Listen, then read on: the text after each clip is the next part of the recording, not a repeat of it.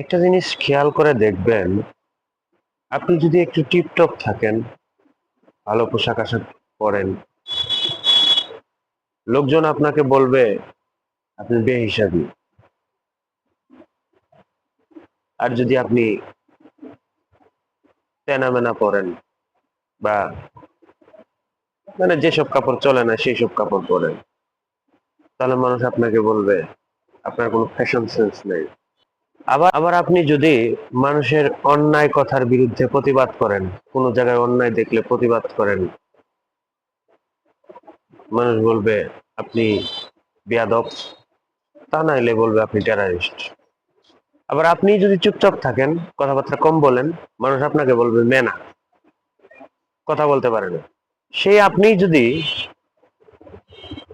Successful হন, অনেক কিছু করে ফেলেন, ধনী হয়ে গেছেন, বড় লোক হয়ে গেছেন, ভালো টাকা ইনকাম করেন, ভালো পোশাক আশাক পরেন, সবকিছু ভালো চলতেছে, মানুষ বলবে নিশ্চয়ই এর পিছনে কোনো কারণ আছে, না হলে ও সাকসেসফুল হলো কিভাবে।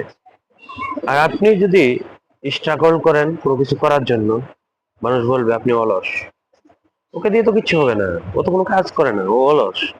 পৃথিবীর সবচাইতে ধনী, সবচাইতে বড় লোক, সবচাইতে শক্তিশালী বিত্তশালী মানুষেরও ক্রিটিক আছে, মানুষ তাদেরকেও জাজ করে, মানুষ তাদের পিছনেও আঙ্গুল দেয়।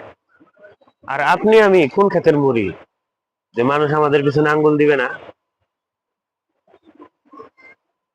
মানুষ এগুলা বলবেই, আমাদেরকে আমাদের কাজ করতে হবে, এটাই হচ্ছে সত্যি কথা।